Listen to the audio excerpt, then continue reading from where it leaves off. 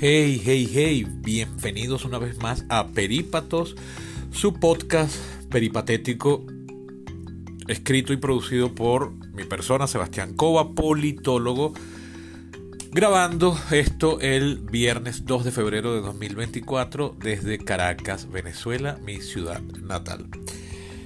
El capítulo de hoy va a ser un capítulo con dos tendencias. Es un capítulo un poco triste, por un aniversario triste que se está cumpliendo el día de hoy, y derivado de eso es un capítulo, si se quiere, propositivo, científicamente hablando. Y es que hoy, 2 de febrero, se están cumpliendo 25 años de que Hugo Rafael Chávez Frías jurase el cargo de presidente de la República de Venezuela. Es así, tal día como hoy, en 1999, el país se iba a la mierda. Sin más preámbulos, comencemos con la materia.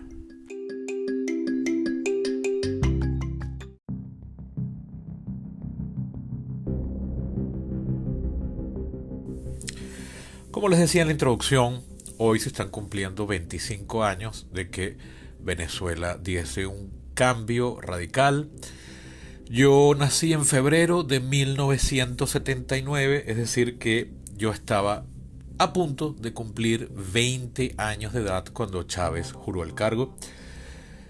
Tengo la suerte de haber vivido 19 años, 20, redondeemos en 20, previos al chavismo. Por supuesto, los recuerdo con una nostalgia horrorosa. No solo porque es recordar mi infancia y mi adolescencia, que no fueron la más próspera y abundante del mundo, pero fueron sin estrecheces. Tenía una familia plena y feliz.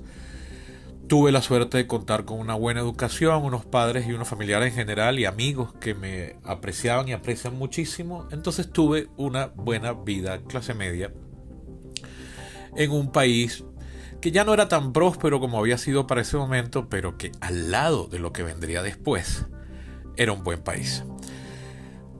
Al haber nacido en el 79, yo nací al año siguiente de que la inflación en este país comenzara a ser de 2 dígitos. Creo, debo revisar el dato, pero no lo he podido conseguir, que solo 1986 es un año con inflación de un solo dígito. Para que se den una idea, en este 2021 y 2022 la inflación en muchos países del mundo y en el mundo en general llegó a estar cerca de 10%. Es decir, fue inflación de un dígito. Y los gobiernos del planeta entero se llevaron las manos a la cabeza. Una inflación de 2 dígitos es una inflación que preocupa muchísimo. Hasta mediados del siglo XX eran normales inflaciones así. El hecho de que Venezuela tenga desde 1978, el año anterior a que yo naciera, con una inflación de 2 dígitos, es posiblemente la mejor explicación de por qué llega al poder Hugo Chávez. Yo opino, haciendo mía una frase de Milton Friedman que pueden conseguir en internet. Busquen, googleen en YouTube Milton Friedman on inflation, o sea, Milton Friedman hablando sobre inflación, Milton Friedman sobre inflación. Milton Friedman es un economista polémico a la izquierda, desde la más radical comunista hasta la más moderada, como los liberales de los Estados Unidos. Para ellos es una bestia negra. Hay cosas con las que yo no estoy de acuerdo, pero en este punto yo estoy total y completamente de acuerdo a las teorías de Milton Friedman. Yo creo que la inflación es uno de los peores males que puede padecer una sociedad, porque destruye la fábrica con la que está cosida, el hilo con la que está cosida la fábrica de la sociedad. Entonces sí, Venezuela, al estar padeciendo una inflación desde 1978 de 2 dígitos, que después se llegó a poner de 3 y de 4 recientemente, es terrible. Además, en 1983, cuando yo tenía apenas recién cumplidos 4 años de edad, fue el famoso Viernes Negro. A mis 10 años de edad, en 1989 fue el Caracazo. A mis 13 años de edad, bueno, faltando 2 días para cumplir 13 años, fue el golpe de Chávez, el golpe de Estado, el conato de golpe de Estado de Hugo Chávez. Es decir que podemos decir que yo no he dejado de vivir una Venezuela convulsionada, con un mal crónico, que después se volvería un caso, ya casi podríamos decir, de estado fallido. Es un poco exagerado cuando uno compara con Afganistán, con Congo, con Sudán. O sea, hay muchos peores que han estado países que han estado mucho peor que nosotros. Hablando de inflación, casi cualquier país latinoamericano ha experimentado inflaciones mucho peor que la nuestra. Pienso en Argentina, y no en Argentina actual. Argentina a finales de los 80 y principios de los 90 tuvo una hiperinflación horrorosa, que para que se den una idea, la gente iba a los restaurantes, pedía el menú, ordenaba y pagaba. Porque si esperaban a terminar de comer para pagar, como es normal en todos los restaurantes del mundo desde hace por lo menos 200 años, el precio había subido. Y hay anécdotas peores que esa. La gente iba a los automercados y cuando llegaba el precio era uno, cuando llegaban a la caja a pagar el precio era otro. Y esa no es la peor hiperinflación de la historia ni del continente. La de Argentina a finales de los 80, principios de los 90. O sea, hay peores. La que está registrada en la historia como la peor hiperinflación de la historia es la de, valga la redundancia, la de Hungría en 1946. Alemania también tuvo en los años 20 una hiperinflación terrible. Venezuela, si bien no se llevaban estadísticas entonces, pero el anecdotario histórico en las crónicas cuentan que en 1811 y 12 vivió lo que a todas luces es una hiperinflación. No tenemos la data para confirmarlo, pero todo parece indicar. Y eso podría ayudar a entender por qué cayó la Primera República de la forma en que cayó. Es decir, Venezuela es un paciente enfermo crónico, pero no grave de muerte. Entonces, cuando tú la comparas con casi cualquier otro país, Venezuela sale mejor parada. Pero definitivamente es un paciente enfermo desde al menos 1900, depende de cómo lo midas o cuál indicador escojas, pues podrías decir desde 1999, podrías decir desde 1992, desde 1989, desde 1983 y en el caso más extremo, utilizando un único indicador, desde 1978. Podríamos hacerlo más reciente, de ser usar el criterio más conservador de todo y decir, bueno, desde 2003, 2003 o desde 2014. Pero yo creo que en 1983 dio la prueba de que algo estaba pasando y no se le curó. Y como no se le logró curar, llegó el chavismo al poder y ya desde entonces ha sido una sola, constante y única crisis. A partir de entonces, netamente política. Lo que había antes no era una crisis política, pero tenía implicaciones políticas o estaba imbricado con la política. ¿En qué consiste eso? Ya hay varios capítulos del podcast al respecto. Si quieren, les voy a hacer la lista completa de capítulos. Este es el capítulo 127, este que están oyendo. Yo empecé originalmente en YouTube en octubre de 2017, luego lo paré a comienzos de abril o mayo del 18 y a finales del 19 republiqué en este formato ya, Anchor, originalmente llamado, ahora Spotify for Podcasters. Me traje algunos de los capítulos que había publicado en YouTube y ya desde enero del 20 todos los capítulos han sido en esta plataforma exclusivamente de audio. Contando ambos formatos, los que eran para YouTube y ahora los que están por aquí, estos son la lista de capítulos donde hablo o yo solo o con un invitado sobre Venezuela. Son los capítulos 5, que creo que es el más pertinente sobre cómo se llegó al chavismo. Es una conversación con Diego Bautista Urbaneja y se llama justamente Cómo llegó al poder Hugo Chávez. Luego lo siguen los capítulos 42, 45. El 48 es una vez más un capítulo a dos voces, es una conversación con un historiador. Luego el 52, 53, 55, 57, 66, una vez más una conversación.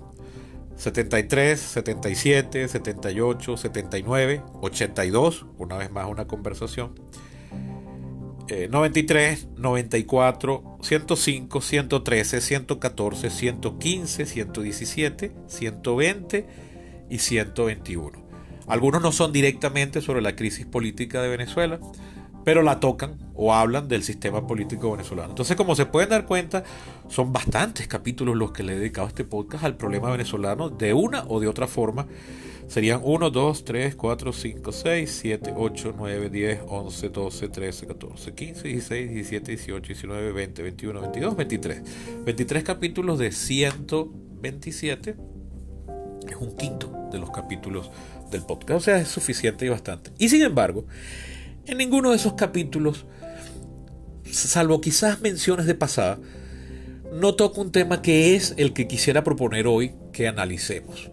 Porque la enfermedad venezolana, la enfermedad política, la crisis política venezolana, la he visto reflejada tangencialmente y solo a través de un ejercicio de proyección, porque no es el mismo problema, pero proyecto en esos otros países y digo, mira, esto me recuerda a Venezuela. Y he visto crisis políticas en otros países que me recuerdan de alguna forma lo que pasó o está pasando aquí.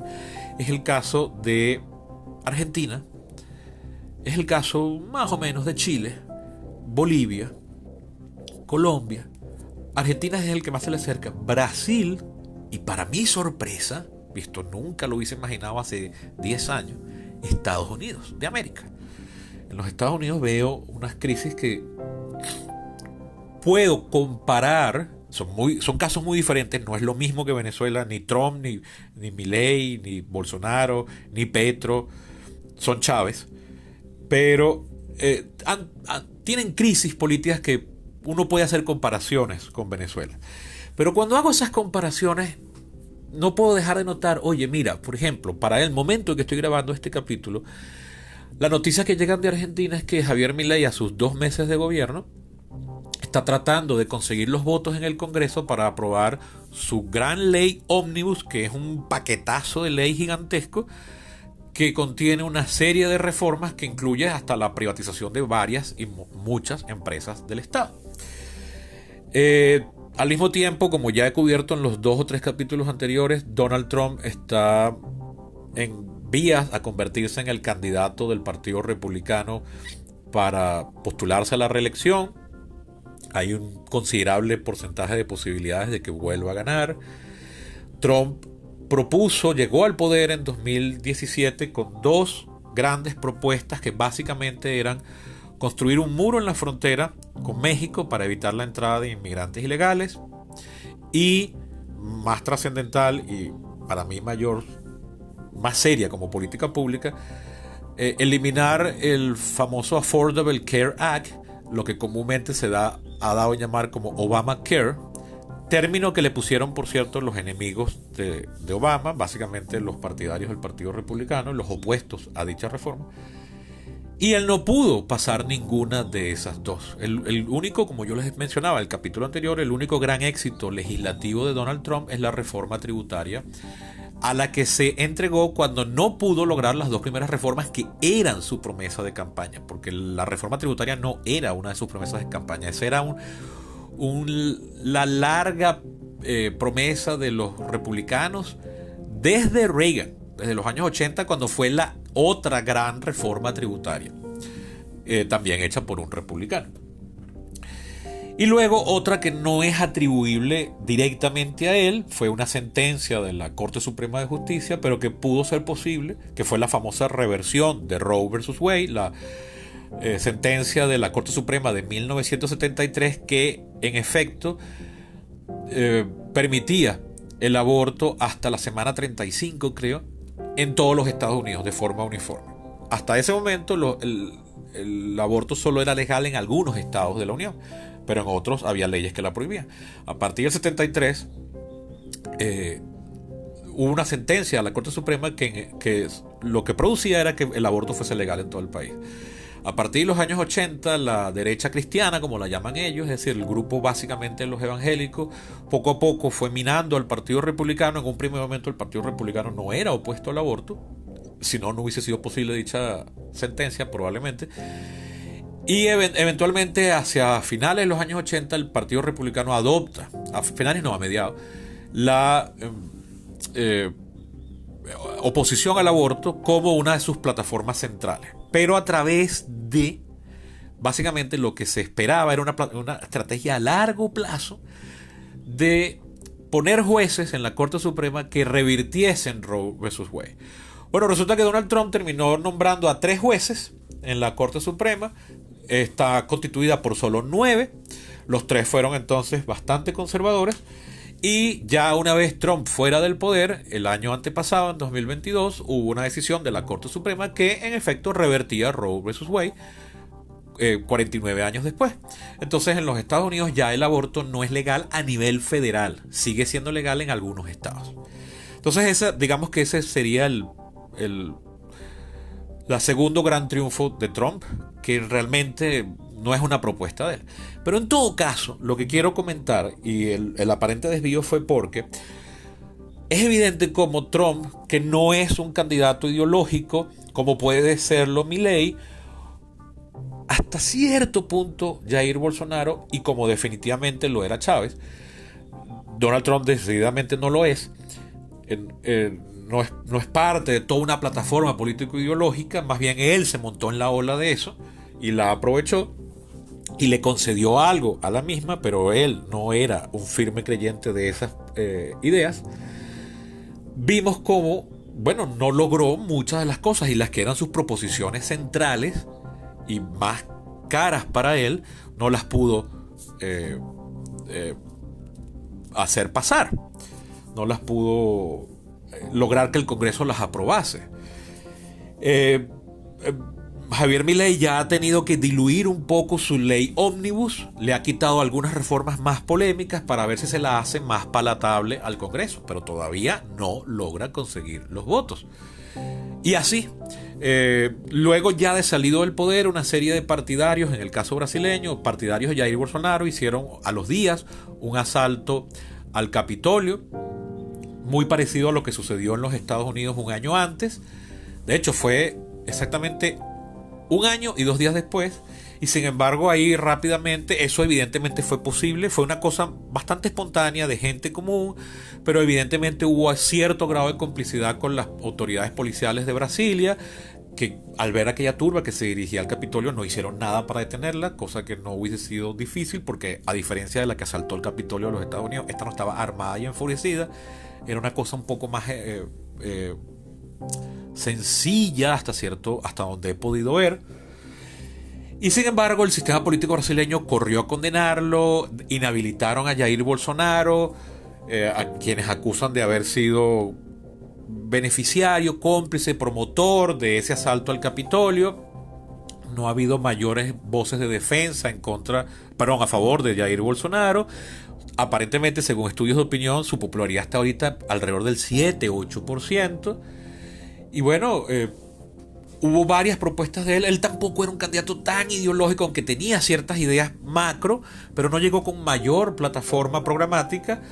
Y bueno, se las tuvo que ver con un Congreso y con unos gobernadores que le hicieron oposición. ¿A qué voy con todo esto?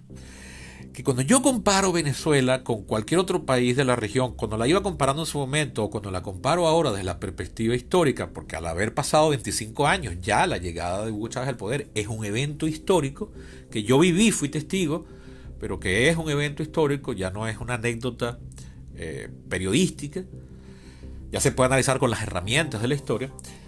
Una cosa que a mí me sorprende muchísimo es cómo, grosso modo, la llegada al poder de Chávez fue total, y toda la institucionalidad que había anterior a la llegada de Chávez, que en principio era fuerte, estaba enferma, pero había una construcción considerable de instituciones, no ofreció mayor resistencia. Hubo resistencia, sí, pero básicamente el control del poder por parte de Hugo Chávez, que sí llegó con una plataforma ideológico-programática, y que además de egocéntrico, era una persona con a todas luces un síndrome de mesianismo profundo. O sea, Chávez de verdad se creía alguna forma de redentor o salvador de la humanidad, o por lo menos de Venezuela. Sí se veía cumpliendo una misión sagrada de carácter y de proporciones históricas. Lo barrió con todo. Es decir, la oposición que vemos ahorita que se le está enfrentando a Javier Milei, que no es ni remotamente el equivalente a Chávez, parece que tiene cierto componente mesiánico, pero en todo caso es muchísimo menor que el de Chávez. No está rodeado ni remotamente de la misma cantidad de eh, lo que en inglés llaman enablers. Aquí serían prácticamente fanáticos facilitadores, o si lo quieren llamar en una forma coloquial y vulgar, jalabolas, que se pliegan ante los designios y mandatos del amo con una actitud obediente, no deliberante. Ni remotamente tiene eso. Milei a su alrededor tiene gente fanática, sí, pero no tiene ni remotamente lo que tenía Chávez, ni siquiera tampoco Jair Bolsonaro, que casi que llega al poder por carambola. Y Trump tiene una serie de fanáticos, pero en el establishment del partido lo odian. O sea, el Partido Republicano es un partido secuestrado por la personalidad de Donald Trump. O sea, Donald Trump no tiene mecanismos algunos para dominar el Partido Republicano, pero su impronta personal sobre la base del electorado republicano neutraliza a los líderes del Partido Republicano y los pone contra las cuerdas. Y sin embargo, no le aprobaron el muro en la frontera, no le aprobaron la revocación y sustitución por otra del mal llamado Obamacare, ni mucho menos. Y ahí uno puede ver candidaturas que se están oponiendo a Donald Trump que no han tenido vida, no han tenido arrastre, solo queda una de alguna importancia, que es Nikki Haley, pero básicamente es diferente a lo que sucede acá. Entonces lo que quería proponer es que a mí me parece realmente interesante tratar de entender por qué para 1999 el llamado sistema puntufijista, que es el nombre coloquial con el que se le denomina al sistema político que había anterior a Chávez, contra el que Chávez se alza y contra el que propone su candidatura y el que busca barrer por espacio de unos 3 o 4 años, el discurso de Chávez era contra las élites corruptas, contra el puntofijismo. El lenguaje marxista de lucha de clases no aparece en el chavismo sino hasta 2004 y en dirigentes de base muy esporádicos. Yo recuerdo lo raro que me pareció en enero o febrero del 2004 ver una dirigente chavista de base, eso que llaman organizadora de barrio, en un evento del Poliedro hablar del capitalismo. Y hay que tener cuidado con el capitalismo. Y yo decía, ¿qué bola esta jerga marxista? Y Chávez no la adopta sino hasta 2007, como plataforma oficial, solo después de que fue reelecto, con un triunfo avasallador de 62% de los votos, en diciembre de 2006, en la famosa elección contra Manuel Rosales, cuando se vencía el periodo que había comenzado a contar en 2001. Porque en el 99 y la mitad del 2000 es el mandato anterior de la constitución anterior. Pero Chávez convoca una Asamblea Nacional Constituyente que no estaba planteada en la constitución del 61, que era la vigente. Sin embargo, una sentencia de la entonces Corte Suprema de Justicia dijo que era válido ese referendo y que se podía convocar y que era un mecanismo que, aunque no estuviese tipificado en la letra constitucional, se le podía aceptar. Ya por ahí hay una primera luz de cómo el sistema se estaba plegando ante los designios del bocón que llegaba con una promesa abiertamente anticonstitucional. Y ya una vez ahí, avasallador, y todos los poderes quedaron completa y totalmente cooptados para Chávez. Yo solo recuerdo, a partir del 2000, 2 decisiones. Esto es un ejercicio de memoria, no pude hacer el arqueo que debería haber hecho, pero yo solo recuerdo 2 sentencias del ahora Tribunal Supremo de Justicia que fueron contrarias a la postura pública del amo, de Hugo Chávez. En el 2000, cuando aplazaron por 2 o 3 meses las elecciones, la que habían dado a llamar mega elecciones, que la Constitución del 99 estipulaba que había que renovar todos los poderes públicos y que por tanto había que llamar a elecciones de todos los cargos de elección popular una vez más. Entonces se pautó una elección grande en la que iban a ser elegidos todos, es decir, presidente, legisladores nacionales, que ahora se llamaba Asamblea Nacional Unicameral, es decir, presidente de la República, Asamblea Nacional, gobernadores de todos los estados, diputados para las asambleas legislativas de todos los estados, todos los alcaldes, que son 335, todos los consejos municipales, donde los más grandes tienen 21, los más pequeños tienen 5 concejales, y las juntas parroquiales, más unas instancias nuevas que era la alcaldía mayor de aquí distrito metropolitano, una en el Alto Apure. Era una mega elección, nunca había habido tantos cargos de elección popular electos en un mismo día. Eso estaba planteado para el 28 de junio de aquel año 2000. Todo el mundo decía, mira, no es posible, el CNE está mintiendo, no está en la capacidad de llevar logísticamente esa elección ese día. Y faltando como 2 semanas, una sentencia del Tribunal Supremo de Justicia aplazó esas elecciones y obligó a dividirla en 2. Se puso creo que para noviembre o diciembre de aquel año. Esa es la única vez el chavismo tenía públicamente la postura de que no, es el 28 y el 28, pero el CNE es el que sabe. En esa época había una ficción de institucionalización. El Tribunal Supremo dictaminó en contra de la postura pública de Chávez, pero había rumores de que habían llamado a Chávez y le habían preguntado, presidente, ¿a usted le conviene? ¿Usted cree que es mejor? Nosotros pensamos que hay que dividirla, pero lo que usted quiera. Sin embargo, estos últimos son rumores, o sea, es chisme, ¿no? Y luego, en el 2002, después de los eventos de abril de 2002, o sea, en mayo de aquel año, una sentencia del Tribunal Supremo que dictaminó que los militares que habían estado involucrados en la insurrección que había depuesto a Chávez por 2 días, no eran, estoy parafraseando, no eran sujetos de juicio militar, ley marcial o algo así.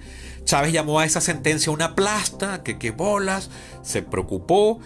La Asamblea Nacional corrió a hacer una reforma de la ley orgánica del Poder Judicial que estipulaba que ahora los miembros del Tribunal Supremo debían pasar de ser 20 a ser 32, con lo cual había que meter 12 jueces más, evidentemente todos escogidos por el chavismo, y si mal no recuerdo, una vez ya renovado el Poder Judicial, que eso tomó apenas unos meses, revisaron esa sentencia anterior y dictaminaron que no, que sí, que como que no, que había que enjuiciar a esos militares y a aquellos policías.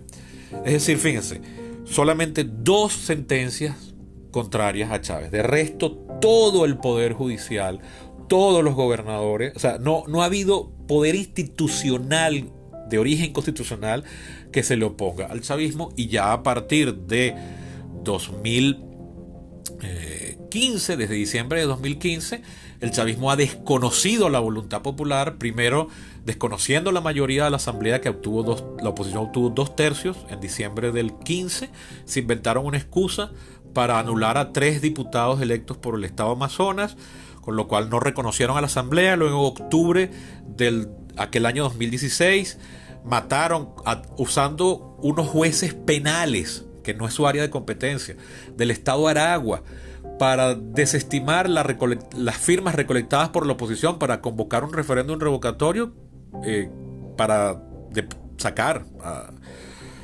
a Nicolás Maduro de la presidencia. No se convocaron más nunca esas firmas, eso quedó muerto por ahí. Luego en 2017 desconocieron con una sentencia del Tribunal Supremo de Justicia a la asamblea electa, se encendió la calle. Total, ya más nunca el chavismo se ha preocupado por atenerse a la ley. Ellos dicen que sí, pero es evidente el análisis que no, que a partir de 2015 ya están completamente fuera del marco de la Constitución y que han francamente desconocido a la voluntad popular, que les fue favorable hasta 2013, pero que a partir de 2014 ya no. Desde finales del 13 ya no. Entonces, bueno, aquí no ha habido mayor apego a la ley, pero al principio o sea, uno podría ponerse poco a poco y decir, mira, aquí hay un ejercicio de resistencia, aquí cierta institución, pero cada vez que un ministro, que un técnico, que un especialista decían, eso no se puede hacer así, listo, para afuera. Cuando el Banco Central a Chávez le pidió, dame 1 millardo porque tienes en las reservas internacionales tienes más de 30.000 millones y para mi programa de estas políticas públicas requieren 1.000 millones, dámelos tú. Y el Banco Central, no, eso no se puede hacer porque eso descalabra la situación económica y da una mala señal a los inversores internacionales y le quitas poder a la moneda. Listo, se pasó una ley que le quitaba al Banco Central total y completa autonomía y lo convierte básicamente en la tesorería del gobierno. Es decir, no, cada vez que había eso no se puede hacer, presidente, para afuera iba ese funcionario que se quería pegar a la ley, al Estado de Derecho, que tenía unos criterios técnicos para determinar que eso no se podía hacer, de alguna u otra forma era completa y totalmente eliminado. Pero no había que llegar a eso, porque ya desde el 99 es impresionante cómo todo el aparato institucional del país parece estar hecho de arena o ser un castillo de naipes y se derrumbaba nada más con la mirada y la voz fuerte de Chávez. O sea, mucho antes de que ahora ya el chavismo sin Chávez se salga de la ley y la constitucionalidad y gobierne por la fuerza, se haya convertido en un gobierno de facto, como lo es ya sin lugar a dudas desde diciembre del 15. Antes de eso, todo el aparato institucional cuando quería ofrecer una resistencia, ¡pum!, era avasalladoramente derrotado. Ni remotamente vimos en Venezuela a partir del 2 de febrero del año 99, o sea, desde hace 25 años, no vimos, o incluso desde antes, desde que la sentencia de la Corte Suprema dice que sí es legal y constitucional hacer ese referéndum, que claramente no lo era, no vemos aquí ni remotamente algo parecido a la oposición que está encontrando hoy en día Javier Milei en Argentina, a la oposición que ha encontrado y encontró Donald Trump en los Estados Unidos,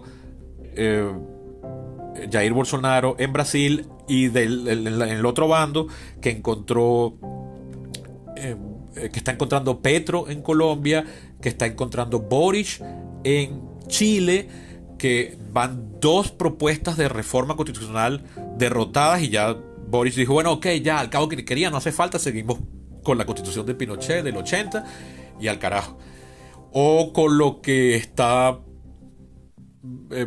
lo que podemos ver que está pasando en España o en Gran Bretaña, donde el mismo partido conservador se ha echado al pico ya tres primeros ministros de su propio partido, donde las cortes y o el mismo partido o el parlamento le tumba propuestas al gobierno. O sea, claro, esos son países institucionales que no tienen la enfermedad que tenemos de este lado del charco, pero se podrían analizar y comparar. No hay ni remotamente en los demás países la descomposición del sistema que había antes como lo hubo en Venezuela a partir del 99. Caldera tuvo un Congreso que no estaba dominado por su partido, que era un chiripero, y Caldera, es increíble cómo Caldera logró sacar 5 años de gobierno, además que había hecho campaña electoral prácticamente diciendo todo lo que Carlos Andrés Pérez yo lo voy a revertir y mi propuesta es gobernar en contra. Así fueron los dos primeros años, 94 y 95, y a partir del 96 dijo, ¿sabes qué? O sea, no lo dijo así, pero lo podemos ver de esta forma. ¿Sabes qué? Las propuestas de Pérez eran necesarias, entonces, ¿sabes? A partir de mediados de este año vamos a comenzar a implementarlas, pero más radical. Y hizo reformas mucho más radicales en las que se había atrevido a hacer Pérez. Para empezar, revirtió una serie de controles de precios que estaban vigentes desde 1974, entre otros la del cine, por ejemplo, y por eso a partir de 1996 los cines en Venezuela comienzan a cambiar al modelo que hoy en día conocemos, con los famosos multiplexes, con butacas numeradas de mucha mejor calidad de lo que había hasta ese momento, pero además con una apertura petrolera que para Carlos Andrés Pérez era anatema. O sea, para meter el capital privado internacional o venezolano para Carlos Andrés Pérez en la industria petrolera, eso era tabú, ni siquiera se lo planteó, y Caldera lo implementó, y eso sin una mayoría en el Congreso. Y hubo reformas que no pudo hacer, como por ejemplo una reforma a la ley de universidades que hubiese estipulado, entre otras cosas, que las universidades autónomas de verdad contasen con una fuente de financiamiento que no fuese otorgado por el Ejecutivo Nacional, y otras cosas. Entonces, esas instituciones que se le opusieron a Caldera, cuando llega Chávez, ¡pum!, se disolvieron. En comparación, sí, podemos decir, hay cierto grado de resistencia. Mi papá siempre le gustaba decir, cuando la gente le decía, mira, ahí está Chávez, ahí sigue, y él respondía, y nosotros también. Pero la verdad es que el aparato institucional público desapareció en buena medida ante la sola presencia y voz estruendosa de Hugo Chávez. La oposición que le hicieron a Carlos Andrés Pérez, que lo sacaron del poder y todo, y con el voto mayoritario de su propio partido en abril del 93, es impensable luego ya con Hugo Chávez. En parte es por la forma carismática de su liderazgo, francamente mesiánica, la forma en que su partido se le plegaba y lo tenía adorado, pero aún así, eso no lo vemos en ningún otro país de la región, donde hay candidatos o ha habido presidentes que forman parte del mismo club de Hugo Chávez, político ideológico, como Correa en Ecuador, como Evo Morales en Bolivia, y ninguno de esos presidentes logró controlar, donde dos países, por cierto, donde también hubo Asamblea Nacional Constituyente para reformar el Estado, y sin embargo las instituciones se mantuvieron firmes y le han hecho una oposición y no les han permitido volver, y ahora el mismo partido de Evo Morales está dividido. Es decir, ¿qué coño pasó en Venezuela que se desmoronó de tal forma todo lo que había? Yo recuerdo, yo era muchacho, adolescente, y me acuerdo de algunas de estas cosas. El sistema puntufista se había desprestigiado muchísimo, pero aún así, eso no justificaba entregarse de nalgas como hizo toda la sociedad venezolana ante un arribista, populista, con un discurso revanchista, que siempre los hubo en la política venezolana y nunca el electorado venezolano se había entregado así, y le dieron carta blanca y lo dejaron acabar con el país. Me voy a quedar con una frase para cerrar, que se la escuché a un colega politólogo, pero que es chavista de cuna. En su casa se llegó a reunir Hugo Chávez cuando era candidato presidencial. Él vivía cerca mío, ya no vive aquí en Caracas, pero sigue en el país. En diciembre de 1999, para la Navidad, él vino a pasar la Navidad cerca mío, y recuerdo oírlo decir con un whisky en la mano, ya el 1 de enero, en las primeras horas del 1 de enero del año 20, cuando no sabíamos lo que nos esperaba, él se pone espontánea y automáticamente, whisky en mano, a decir: qué bolas cómo está el país. Lo voy a parafrasear, pero en esencia es esto lo que él dijo es esto que voy a decir ahorita. No hay nada en el país que podamos decir que está mejor que antes. Absolutamente todo está peor. Y no podemos atribuirnos ni un solo triunfo. Yo estaba con otro amigo, uno que lo tiene, con otro amigo mío que es más cercano a él de lo que soy yo. Yo no creo que lo pueda considerar mi amigo, pero lo conozco, le tengo cierta confianza. Y nosotros así como asombrados los dos y pelándonos los ojos, y yo pensando para mí adentro, no voy a decir nada, porque quiero dejarlo hasta donde va a llegar. Fueron como 2 o 3 minutos de conversación donde hablaba él solo, y whisky en mano decía, apoyado en la pared, todavía me acuerdo: es que nada, chamo. Y él veía hacia el cielo, no nos veía la cara. Nada, el país está en todo peor. Yo, de hecho, para el momento en que estoy grabando esto, estoy todavía vestido con, entre comillas, mi pijama, o sea, con la ropa que uso para dormir, porque no me he podido duchar el día de hoy. Tengo que salir, ya ahora tengo que resolver, porque tengo ahorita un despacho. Tengo un evento al que estoy invitado a las 5:30 en las Mercedes, y después en la noche tengo un despacho, pero no me he podido bañar porque el agua llegó en la madrugada. Nosotros nos cortan el agua 4 a 5 días a la semana, nos la suelen reponer los viernes, cuando tenemos suerte llega el jueves en la noche. Llegó anoche en la madrugada de color madera, barro es lo que sale por las tuberías. He bajado la poceta de mi baño 6 o 7 veces desde la madrugada y sigue saliendo barro. Le tomé unas fotos para el registro, pero no las he publicado porque, siendo una poceta, no quiero que la gente interprete que eso no es agua con barro, sino es otra cosa. Pero es horrible y no me quiero duchar así. Entonces tendría que dejar la ducha abierta, no sé, 1 hora para que escurra el agua. Bueno, así está el país, así lo dejó Chávez. Y todo eso fue voluntario. El país quiso un reformador o un vengador. El país, en mi opinión, no estaba ameritando esto, y estos bestias lo acabaron. Estoy prácticamente solo, sin amigos. Me quedé hasta... Mi última novia fue una persona que tuvo que huir del país por una situación de violencia, de una amenaza sobre su familia.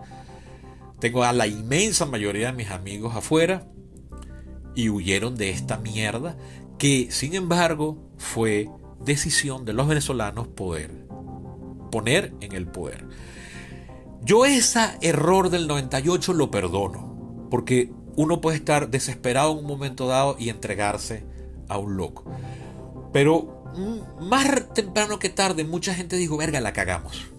Y sin embargo, las herramientas institucionales que existen para oponer resistencia a esos cambios y que sirven, como demuestra la experiencia anglosajona, en concreto la de los Estados Unidos, para que algunas ideas que había ahí, que eran interesantes y que lo que era malo de repente era la implementación o la propuesta de cómo implementarla, se les hallase una mejor forma para que no produjesen el daño que efectivamente produjeron y que ya estamos padeciendo. Nada, ninguna de esas instituciones ya existía y Chávez pudo hacer y deshacer. O sea, ya estábamos completamente en manos de una persona que era abiertamente incapaz.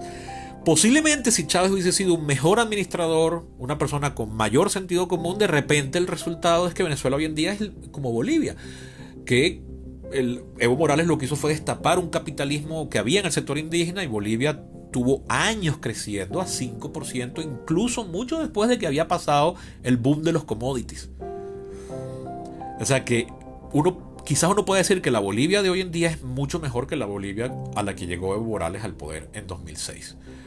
No así Venezuela. Y esto también quizás lo podamos decir de Ecuador, aunque está pasando ahorita por una situación de violencia horrorosa, pero por las mafias del narcotráfico. O sea, ahí el problema está mezclado con elementos exopolíticos, se vinculan, pero no es atribuible totalmente a las reformas que comienzan a implementarse en Venezuela en Ecuador a partir de la presidencia de Rafael Correa. Rafael Correa creo que fue en algunos aspectos un mucho mejor administrador de lo que definitivamente fue Hugo Chávez, que no queda duda que fue una cagada, y sus sucesores lo siguen siendo igual de malos. Que me llevan a esta duda que he planteado en capítulos anteriores, lo que he dado a llamar la paradoja de Haussmann: ¿es que son malos por ineficientes o es que son malos de maldad, de mala intención?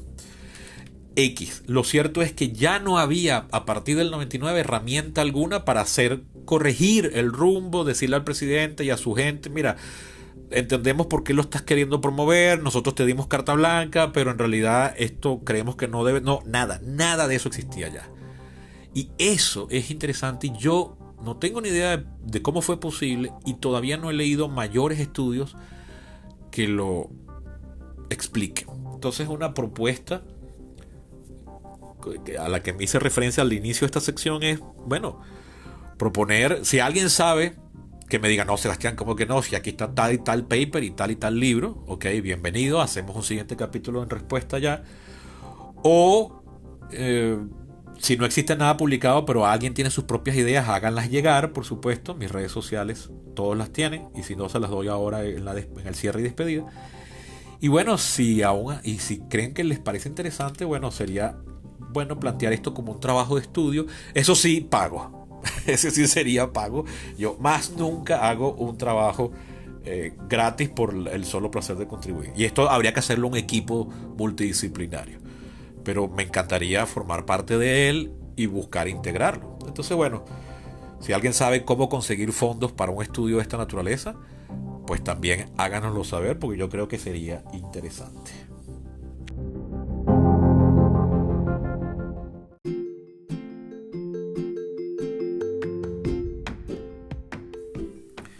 Bien, esto ha sido todo por hoy. Una vez más me sorprende mi capacidad de extenderme hablando, sobre todo cuando no hago guiones. Yo pensé que el capítulo iba a quedar de 20 minutos a lo sumo y quedó del doble, más de 40. Bien, mis redes sociales, para los que no los tengan, soy Eco23 en Twitter y en Facebook, que son mis redes sociales favoritas. También hay aquí si me están oyendo en Spotify, en la caja de información hay una sección donde pueden hacer comentarios. Y bueno, los que me tengan en WhatsApp o me estén oyendo a través de Patreon también pueden escribirme por ahí. Por cierto, ahora que mencionó Patreon, esa es una forma de hacer este podcast constante y retribuir el esfuerzo, visitando mi perfil en Patreon, que se escribe patreon.com/peripatos, y ahí pueden donar $1 mensual o más para contribuir a mantenerme vivo y llegar a fin de mes y pagar mis muchas deudas y hacer que este podcast quede mejor. También les recuerdo que pueden hacérselo llegar a aquellas personas que crean que les puede interesar o ser de utilidad. Hasta la próxima.